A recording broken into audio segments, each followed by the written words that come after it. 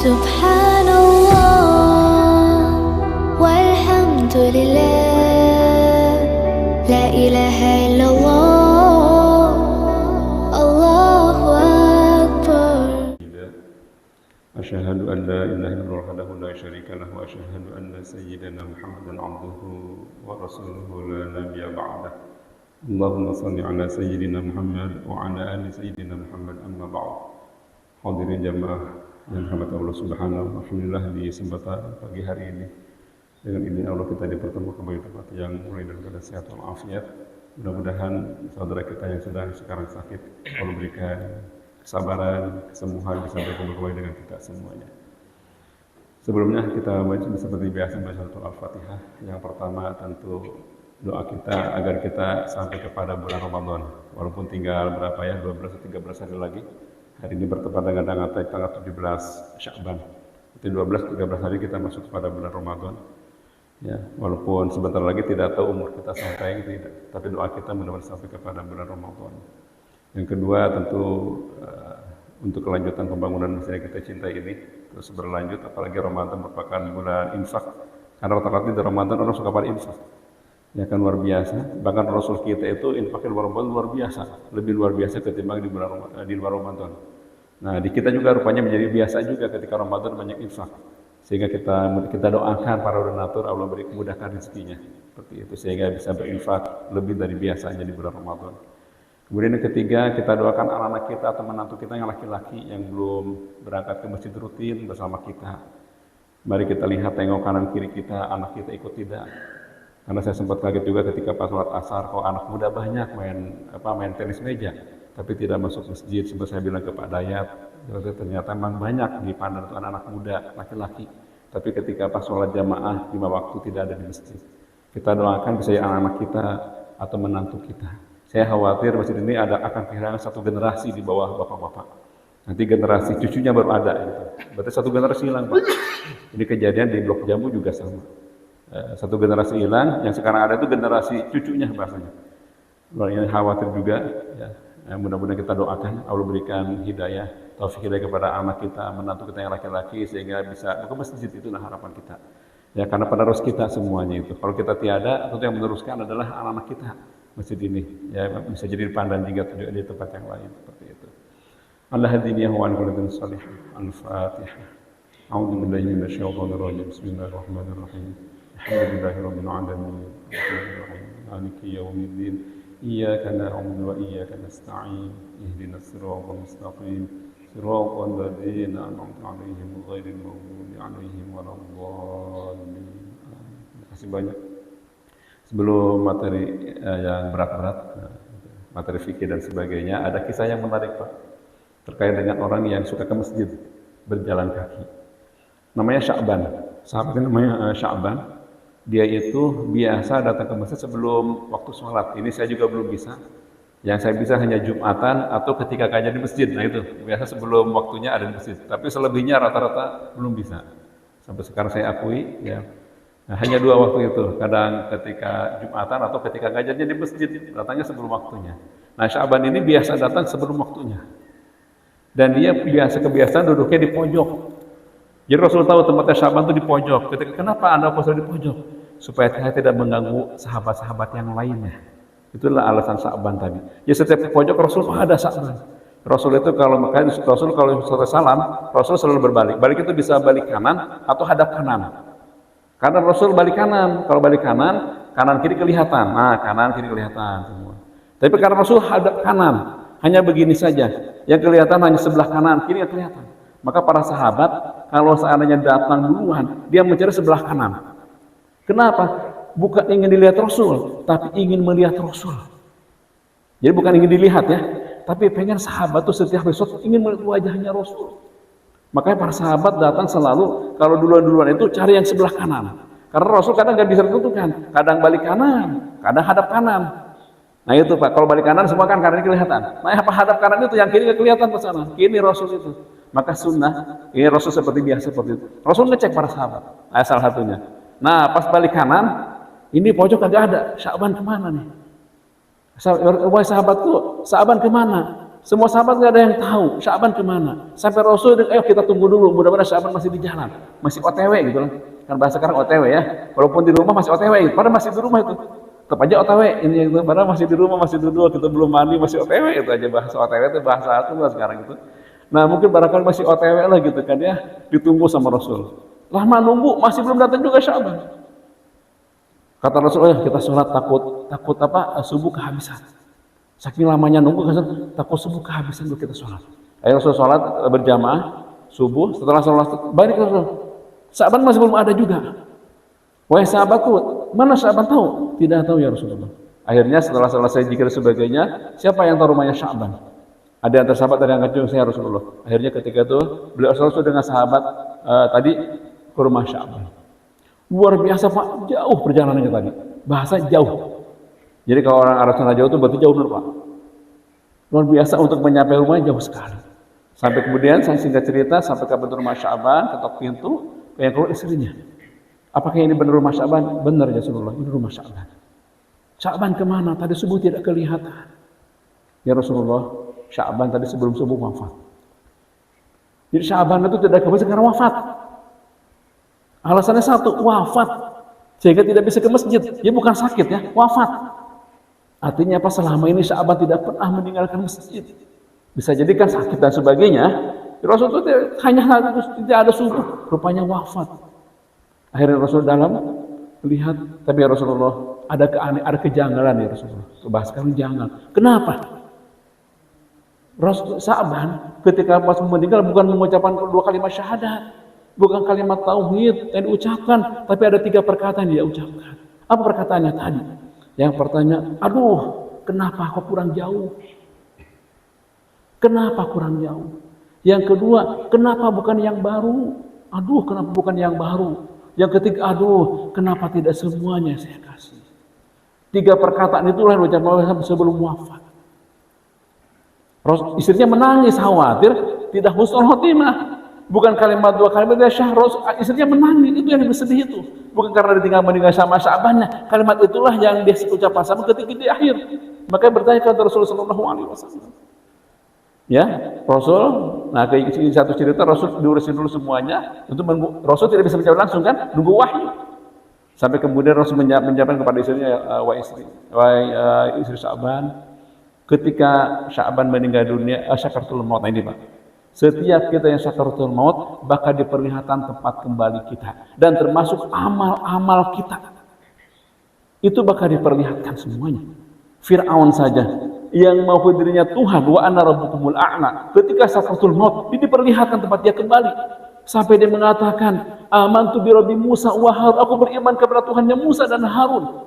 Artinya Fir'aun diperlihatkan tempat kembali dia, yaitu neraka. Itu Fir'aun Pak, ya, mengaku dirinya Tuhan, kapok dia. Ketika itu sudah nggak bisa ngapa-ngapain lagi. Makanya kata Rasul, ada 2 waktu yang Allah tidak akan menerima taubat seorang. Ketika sakaratul maut dan ketika matahari terbit di sebelah barat, 2 waktu itu. Maka sebelum 2 waktu itu juga, maka bertobatlah kepada Allah Subhanahu wa taala.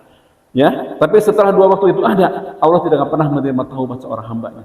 Ya, ketika sakaratul maut, ya, sebagaimana contohnya Fir'aun, dan ketika matahari terbit di sebelah barat.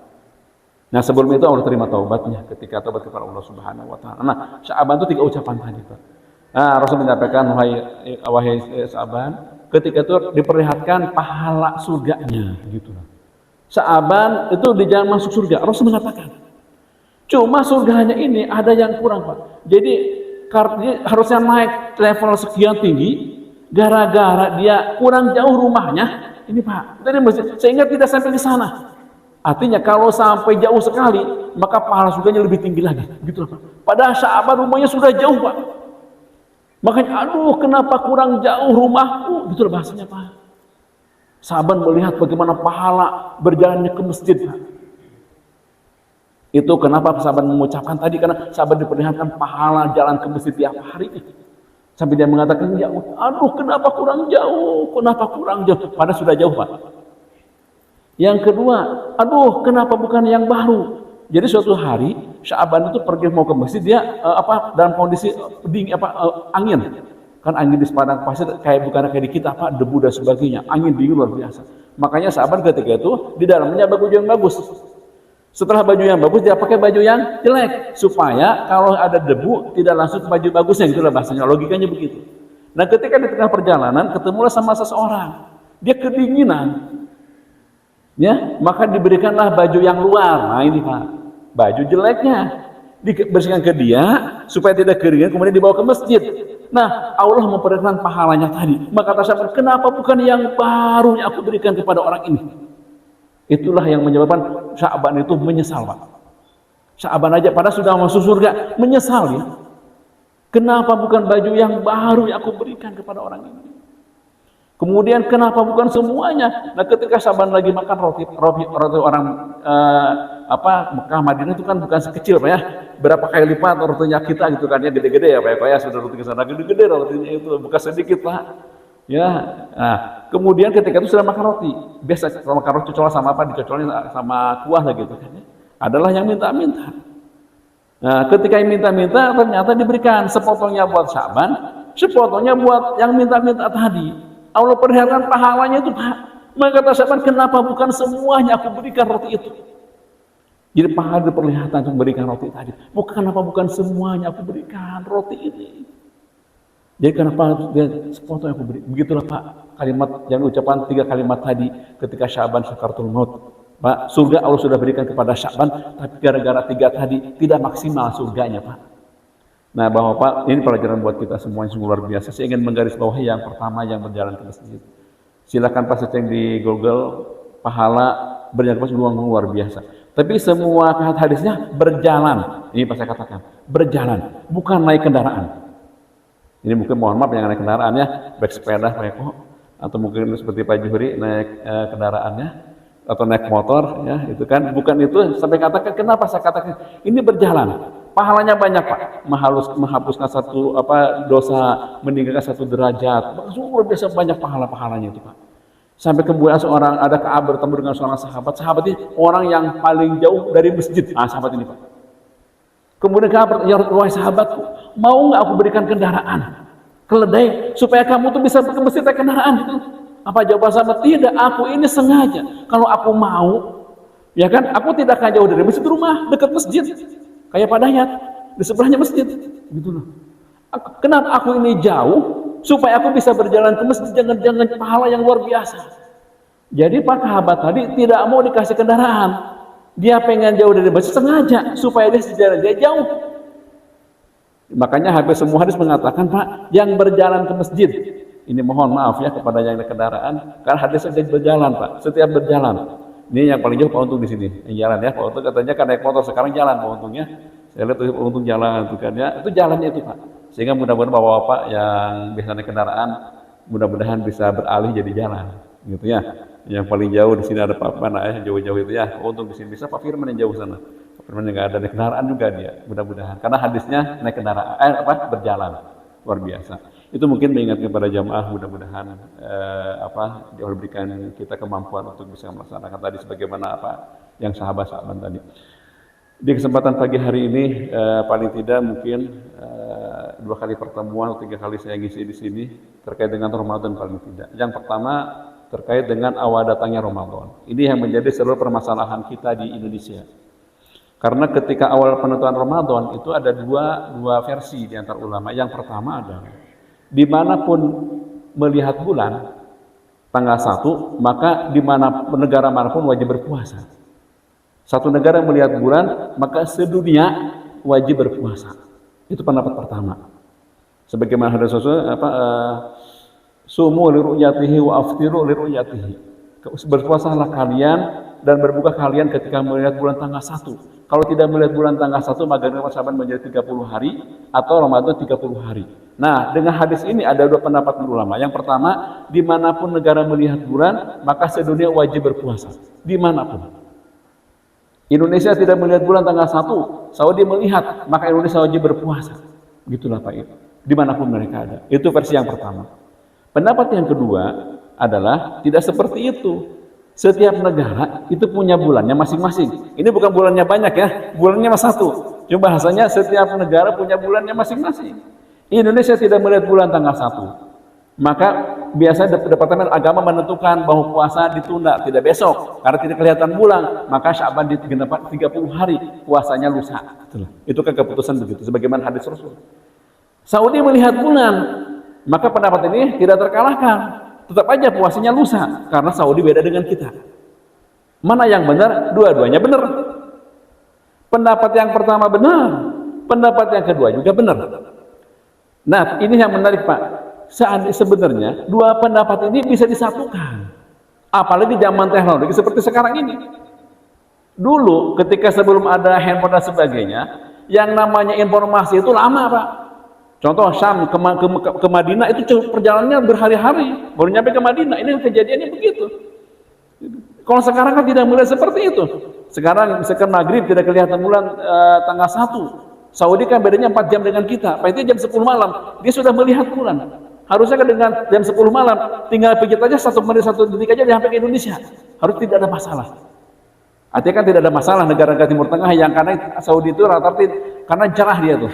Jarang sekali Saudi itu gagal melihat bulan karena cerahnya tadi. Indonesia sementara sering terhalang oleh awan tadi. Nah itu Pak, sebenarnya kalau penguasa mau, gitu loh bahasa saya Pak. Kalau penguasa mau, dua pendapat ini disatukan supaya untuk persatuan umat Islam. Jangan sampai bapaknya puasanya besok, anaknya lusa. Nah, kan kejadian Pak. Lebaran juga sama. Ya, bapaknya besok, bapaknya lusa, anaknya besok. Begitulah Pak. Kan satu rumah saja tidak bersatu. Nah, apalagi satu negara. Pada persatuan sungguh luar biasa, apa sedunia.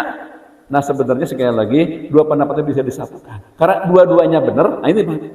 Dua-duanya benar dan pendapat yang pertama tidak terkalah dengan teknologi. Sekarang kan Amerika dekat juga, tinggal pencetnya selesai. Tidak nunggu lama dari Amerika ke sini, dari Saudi ke sini kan nunggu 4 jam, nunggu berhari-hari.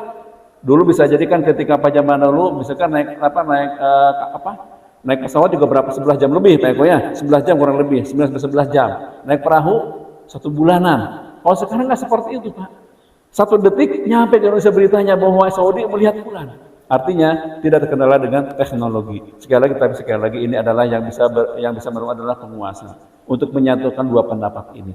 Mudah-mudahan di kemudian hari ada penguasa yang bisa menyatukan dua pendapat ini sehingga puasa sedunia sama, Lebaran juga sama. Itu harapannya Pak. Dua-duanya benar. Nah tinggal kita tempat-tempatnya silahkan. Mau yang pertama boleh, yang kedua juga boleh. Nah itu penentuan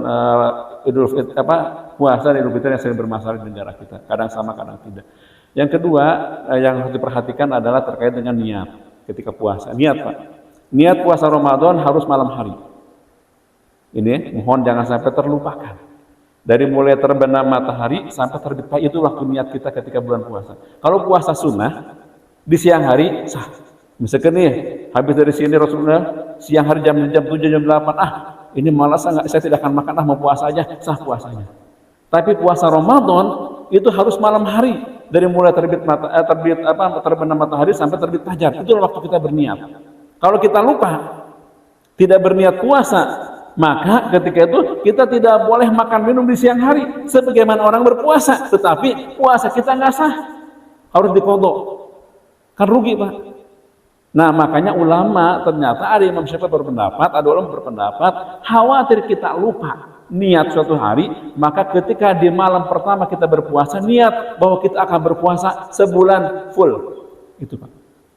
Itu Pak ya. Itu untuk mengantisipasi Pak. Ini bukan akal-akalan, bukan. Ini mohon maaf ya, bukan akal-akalan fikih, bukan. Ini pendapat ulama. Khawatir kita lupa. Ya kan? Makanya ketika pas malam pertama kita niatkan saya akan berpuasa Ramadan sebulan penuh. Selesai Pak. Seandainya ada hari yang lupa kita niat harian tadi, maka kita sudah tercover dengan niat 1 bulan ini. Aman Pak. Itu untuk mengamankan ibadah kita. Ya, sekali lagi bukan akal-akalan fikih ya. Itu ada pendapat ulama. Nah, tetapi di samping sebulan kita niat full, ada pendapat lain harus tiap malam. Ada pendapat. Nah, dua-duanya mana yang benar? Dua-duanya benar. Kalau dua-duanya benar, maka laksanakan dua-duanya. Ya tiap malam pertama kita niat sebulan full, yang kedua kita laksanakan setiap malam kita berniat. Niatnya mau dalam hati saya besok saya mau berpuasa atau pakai nawaitu shauma godin, maka silakan. Atau bahkan kata ulama, sekalipun tidak berniat dalam hati tadi, misalkan mau puasa besok, kemudian dia juga tidak berniat nawaitu shauma, tapi dia sahur, itu sudah dikatakan niat. Kenapa? Karena kita tidak biasa makan ngawadang waktu sahur. Apa ngawadang gitu? Ngawadang itu makan apa? Bukan jamnya gitu loh bahasanya itu ya. Nggak ada ngawadang sahur, nggak ada Pak ya. Rata-rata apa sih? Nah kalau kita sudah makan, biasanya orang yang makan sahur niatnya buat puasa besok. Itu sudah bagian dari niat. Itu jangan ragu-ragu lagi ya ketika kita sahur dan sebagainya itu. Mohon ini permasalahan niat jangan sampai dilupakan. Kemudian yang kedua setelah niat, dan yang kedua adalah dia menjaga dari hal-hal yang membatalkan puasa. Ya, sampai terbenam matahari. Nah, yang menjadi permasalahan kita lagi adalah, ini yang harus perhatikan adalah ketika waktu berbuka. Terutama masalah waktu. Makanya saya bilang ke Pak Qadir, mohon dicek ulang jam kita. Sudah sesuai tidak? Paling tidak ketika bagaimana ngeceknya, lihat aja RRI, bener nggak dengan kita waktu azannya?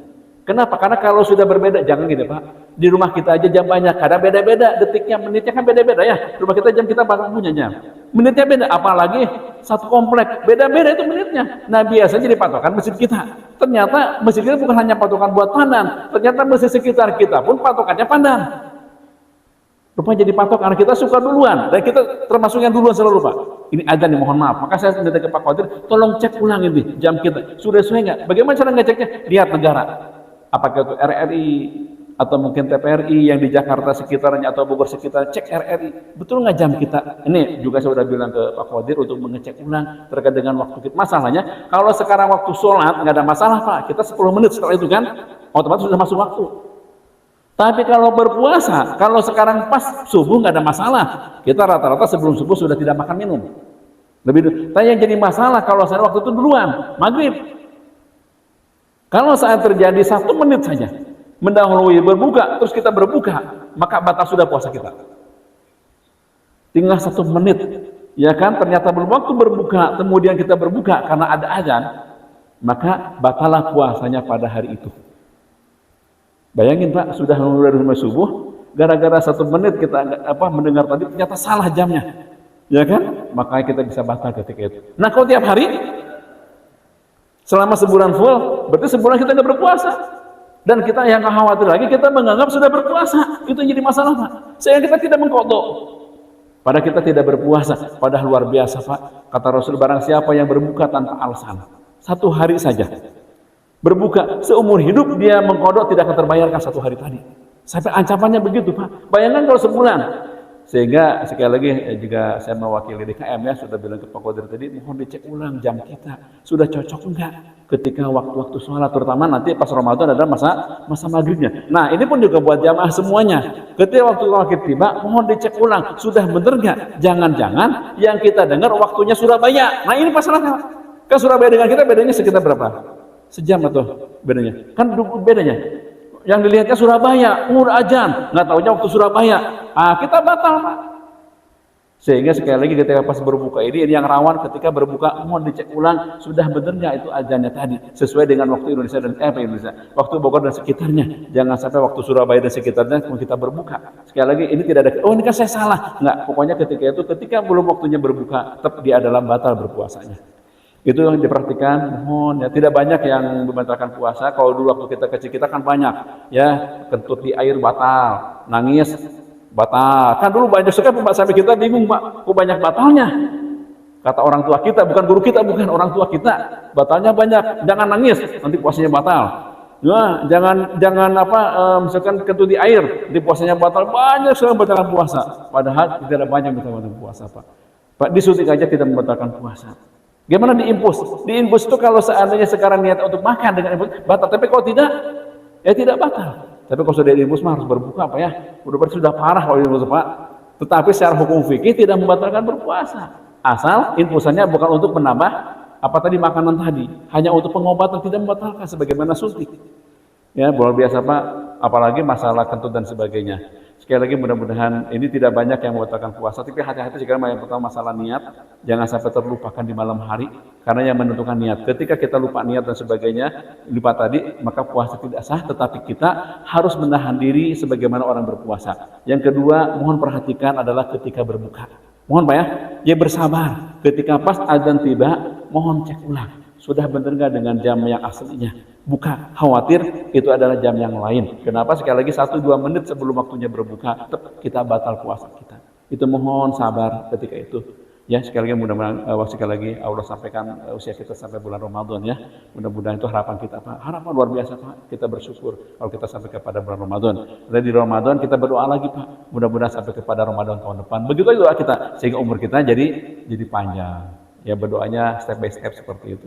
Mohon maaf mudah-mudahan nah sebelum itu sebagaimana hadis Rasul tadi ya Pak, hadis yang lain sebelum Ramadan ayo kita saling memaafkan. Bapak maka silakan kontak orang tua yang masih ada orang tuanya, minta maaf, mungkin ada dosa-dosa kita yang terlewatkan dengan orang tua kita.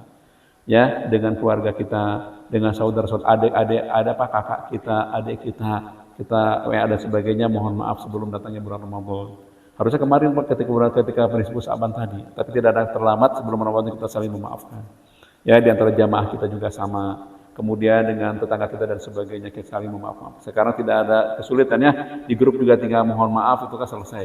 Ke saudara kita tidak harus berkunjung juga PWA juga selesai. Tapi orang tua jangan PWA, kalau orang tua mah datangin lah ya. Jangan PWA, kasihan orang tua di WA terus itu kan ya di telepon.